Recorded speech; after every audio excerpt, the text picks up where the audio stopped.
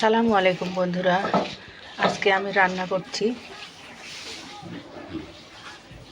পাঁচমিশালি ছোট মাছ।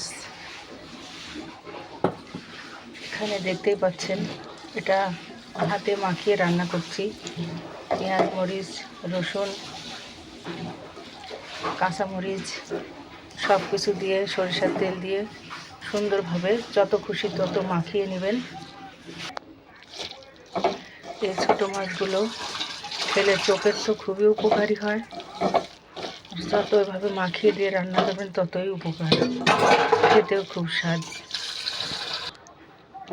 হয়ে গেছে, আমি দেখতে পাচ্ছেন সামান্য পরিমাণ পানি দিয়ে দিচ্ছি। আল্লাহ হাফেজ।